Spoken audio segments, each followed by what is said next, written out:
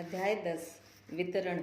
अपनी पुस्तक unlimited wealth में विश्वविख्यात अर्थशास्त्री पॉल जेन पिल्जर ने वर्ष 1960 में आई एक मूवी द ग्रेजुएट का जिक्र किया है, जिसमें डस्टिन हॉफमैन ने बेन नामक ऐसे युवक की भूमिका निभाई थी जो कॉलेज पूरा करके भी अपने भविष्य के प्रति आशंकित था।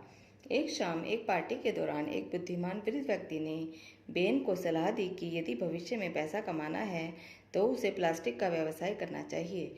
इसी के साथ पिल्जर संदेश देते हैं कि पैसा कमाने के लिए सबसे अच्छा क्षेत्र है वितरण। वितरण तकनीक। सबसे बेहतर तकनीक वह है जो उत्पाद की लागत को कम करने में सहायक सिद्ध हो, तथा मार्केटिंग का नियम है कि कीमत कम होने पर उत्पाद की बिक्री में उछाल आ जाता है। उदाहरण के लिए, जब कैलकुलेटर की कीमत $125 के लगभग हुआ करती थी, तब बहुत ही कम लोग इसका इस्तेमाल किया करते थे, परंतु जब से इसकी कीमत गिरकर $20 से भी नीचे गिर गई है, प्रत्येक व्यक्ति कैलकुलेटर का इस्तेमाल करने लगा है। इसमें कोई आश्चर्य नहीं यदि आज एक व्यक्ति के पास 2 या 3 कैलकुलेटर भी हों। यदि यही बात है कंप्यूटर, सेलफोन तथा अन्य उत्पादों पर भी समान रूप से लागू होती है। आइए देखें प्लाज्मा तथा एलसीडी टीवी के साथ क्या हुआ। जब फ्लैट स्क्रीन टीवी की कीमत $5000 या उससे भी अधिक थी तो वे केवल अमीर घरों की शोभा हुआ करते थे, परंतु जब से इनकी कीमत में गिरावट आई है, इनकी पहुंच आम आदमी के लिए शयन कक्ष तक होनी आरंभ हो चुकी है। आज आप HD प्लाज्मा टीवी उतनी कीमत में खरीद सकते हैं जितनी कीमत में 1960 में कभी ब्लैक एंड वाइट टीवी आ जाया करता था। आप किसी भी उत्पाद की बात करें, सभी के साथ यही स्थिति है, फिर चाहे वह डॉलर ही क्यों न हो। पिछले 10-20 वर्षों के मुकाबले आज इसकी कीमत 6-7 गुना गिर चुकी है। आज कम पैसे देकर आपको पहले की अपेक्षा अच्छी क्वालिटी का TV, refrigerator, microwave, music system अथवा कंप्यूटर आसानी से मिल जाएगा। पिछले कुछ वर्षों में उत्पादों की कीमत जहां 60% तक कम हुई है, वहीं उनकी गुणवत्ता, विशेषता, उपयोगिता, किफ़ायत तथा सुरक्षा में 10% की वृद्धि हुई है। तकनीक में हुई सुधारों के चलते उत्पादों की लागत में यह कमी लाना संभव हुआ है। परिणाम स्वरूप उत्पादों के दाम घटे हैं तथा बिक्री बढ़ी है, क्योंकि दामों के घटने से विलासिता की श्रेणी में गिनी जाने वाली वस्तुओं को गिनती धीरे धीरे आवश्यकता की श्रेणी में भी की जाने लगती है, और दाम कम होने के कारण लोग आवश्यकता से अधिक मात्रा में उत्पाद खरीदते हैं। आज की तारीख में 95% घर ऐसे हैं जिनमें कम से कम 2 टीवी सेट जरूर हैं। किसी किसी घर में तो इनकी संख्या 3 या इससे भी अधिक है। नवनिर्मित बड़े बड़े घरों के तो बाथरूम तक में टीवी लगाए जा रहे हैं। आप इसी से इस बात का अंदाज़ा लगा सकते हैं कि आने वाले समय में क्या होने वाला है। बेहतर गुणवत्ता। आपके ड्राइंग रूम में रखे 5 साल पुराने 26 इंच के पुराने मॉडल के टीवी सेट की जगह अब दमदार आवाज़ एवं सराउंड साउंड युक्त 60 इंची LCD टीवी लेने जा रहा है, तथा यह सिलसिला अब आगे भी जारी रहेगा। आप ही बताइए, जब iPads उपलब्ध है तो सोनी का वॉकमैन अब कौन खरीदेगा। आज गुणवत्ता के बजाय उत्पाद की मात्रा में अधिक जोर दिया जा रहा है, तथा तकनीकी सुधार के चलते किसी भी उत्पाद को बेहतर तरीके से निर्मित करना संभव हो पा रहा है। इसे मैं अभूतपूर्व युग की संज्ञा देता हूँ, क्योंकि समय नई करवट ले रहा है तथा विश्व के बाजार नए एवं क्रांतिकारी विचारों के परिणाम स्वरूप निर्मित एवं उत्पादों से भरते चले जा रहे हैं। मित्रों, यही बात अमेरिका की दुनिया के अन्य देशों से जुदा करती है और हमें विश्व विजेता बनाती है, तथा हम तब तक नंबर 1 पर बने रहेंगे जब तक कि क्रेडिट कार्ड एवं कर्जे बढ़ते रहेंगे। सभी चीज़ों के लिए अमेरिका विश्व का सबसे बड़ा बाजार है। चीन, जापान, जर्मनी सहित विश्व के अन्य देश मेरी इस बात पर हंसते हुए आपत्ति जता सकते हैं, परंतु जैसे ही मार्केटिंग की बात आती है, उनकी हंसी अचानक चुप्पी में बदल जाती है, क्योंकि वे जानते हैं कि कि इस विषय में हम सबसे आगे हैं तथा मार्केटिंग की चाबी अमेरिका अपनी जेब में लेकर घूमता है, परंतु कुछ वस्तुओं के दाम हमेशा बढ़ते रहेंगे। आप पूछ सकते हैं कि यदि सभी प्रकार के उत्पादों की कीमतें पतझड़ में गिरते पत्तों की भांति गिर रही है, तो फिर खाद्य वस्तुओं की कीमतें कम होने का नाम क्यों नहीं ले रही है? सही सवाल। कुछ वर्षों पूर्व नई एवं बेहतर उत्पादन तकनीक के कारण गेहूं तथा दालों की कीमतें बहुत ही कम हुआ करती थी।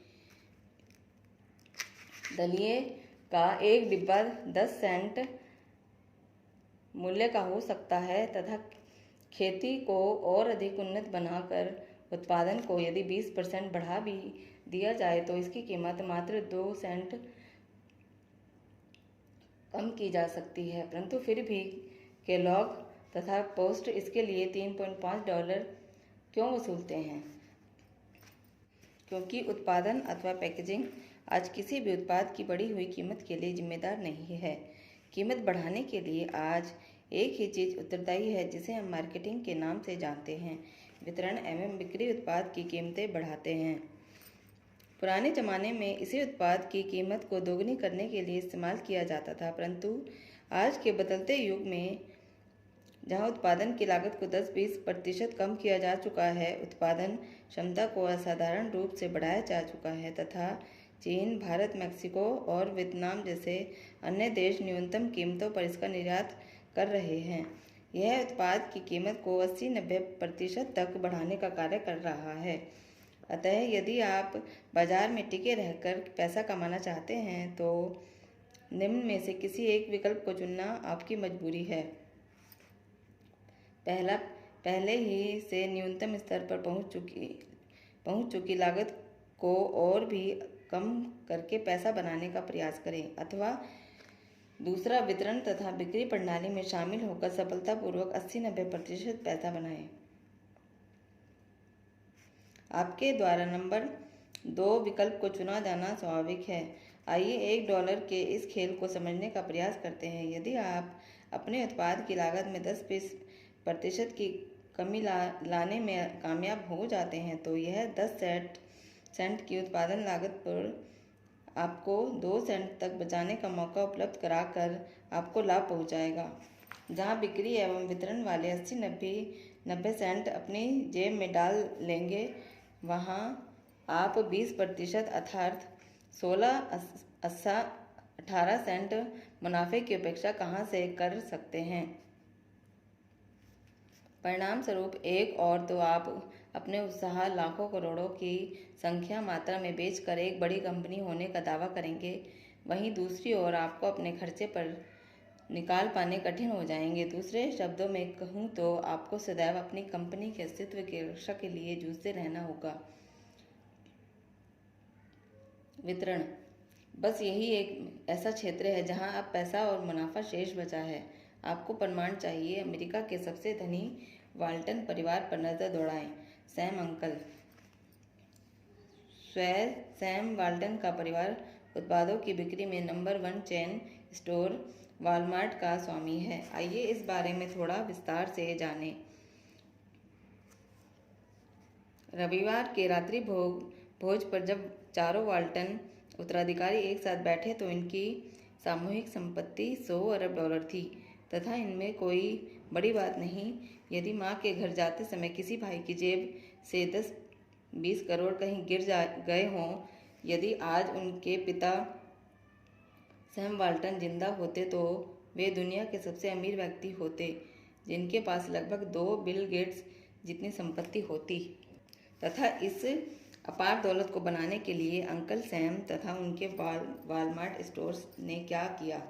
वितरण वॉलमार्ट अन्य लोगों के बनाए हुए उत्पादों को बेचकर पैसा बनाता है। वे सर्वाधिक बिकने वाले उत्पादों को दूसरों के मुकाबले कम कीमत पर बेचते हैं। उनका वितरण इतना मजबूत है कि किसी भी शहर में जाकर आपको उन्हें ढूंढना नहीं पड़ता। वे चप्पे चप्पे पर फैले हैं। यदि नहीं आप तो वे घरेलू सामान के साथ साथ फल, सब्जियां, दवाइयां, टायर्स तथा पेट्रोल भी बेच रहे हैं। वितरण ही सफलता की कुंजी है। यदि आप वितरण का कोई आज से बेहतर तरीका खोज निकालें तो मेरा दावा है कि आने वाला कल आपके कदमों तले होगा।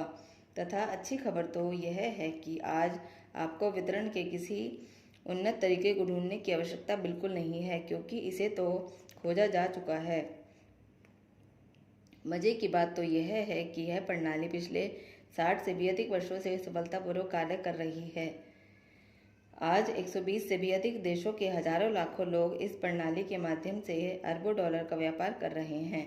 वे सैम अंकल को अमीर बनने के बजाय स्वयं को अमीर बनाने के लिए प्रतिबद्ध हैं। पूरी दुनिया इस स्वतंत्र व्यवसायियों को IBOS इंडिपेंडेंट बिजनेस ओनर्स के नाम से जानती है, जिन्होंने उत्पादों की खरीद फरोख्त के तौर तरीकों में परिवर्तन लाकर क्रांति पैदा कर दी है। किसी भी कार्य को करने का अब तक का यह सबसे तेज एवं बेहतर तरीका है, जिसे कोई भी आसानी से समझकर अपना सकता है।